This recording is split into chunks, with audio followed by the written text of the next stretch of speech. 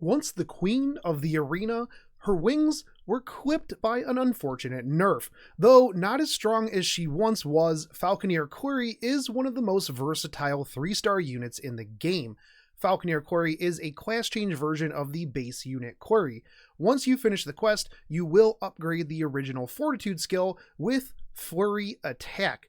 The best thing about this skill is that it dispels buffs before attempting to provoke and defense break your target.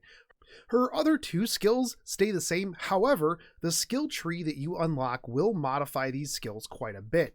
For a tank, Kluri does have a decent amount of speed at 105. This is good as Kluri's role on the team is typically to be an opener and a disruptor. The more turns that you get, the better.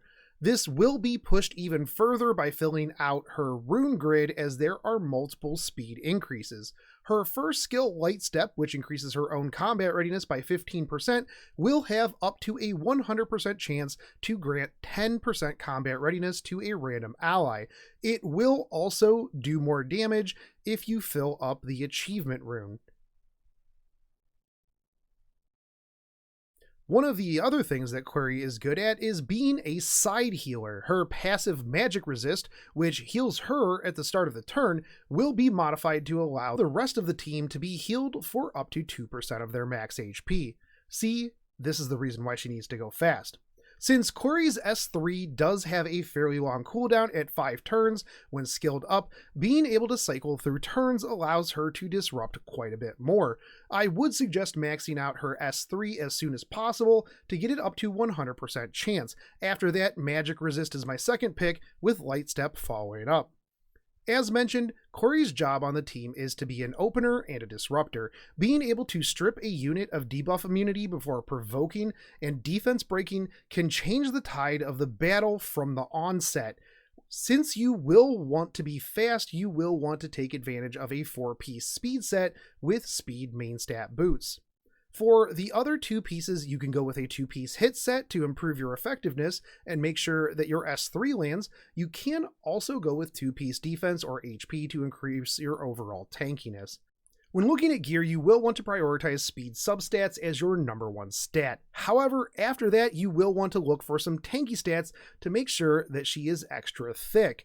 Prioritizing defense over HP is not necessarily a bad thing, as her damage does scale with defense, though you will want to make sure that you do have a hefty amount of HP as well. Effectiveness is going to most likely come on every single piece of gear that drops in the game, so you will have no problem finding this.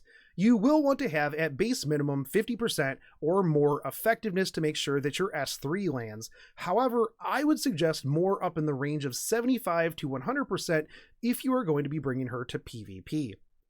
Moving on to artifacts, as she is a knight class, she has access to some very nice artifacts. Elbrus Ritual Sword will allow for additional S1s, which will translate into more CR push, which means, you guessed it, more turns.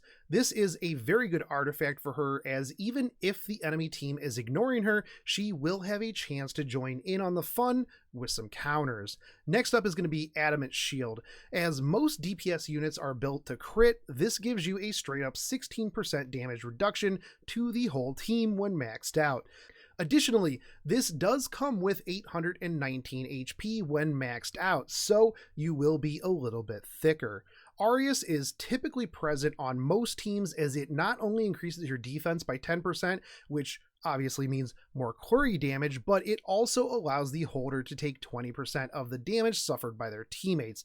This artifact is a very key artifact in making sure that your squishy DPS don't become deado.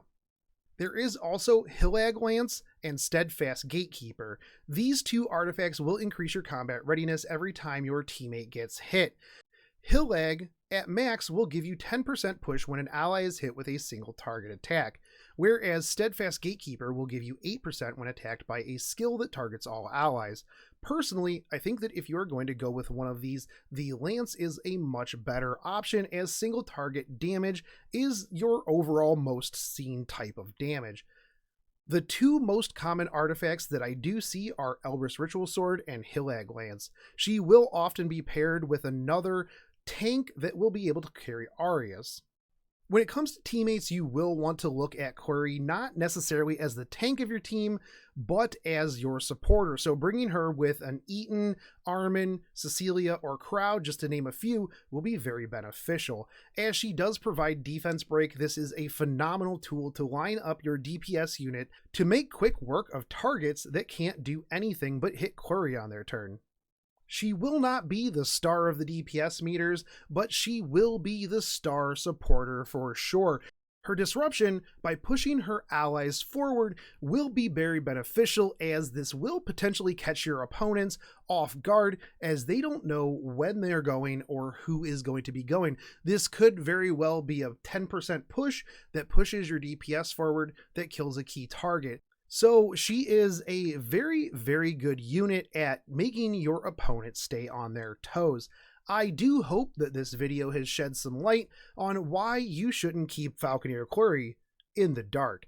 If you do like this series, make sure that you subscribe, like, comment down below with what 3-star you would like to see next in this series, and I will catch you on the next one. Take it easy. Back to the training grounds.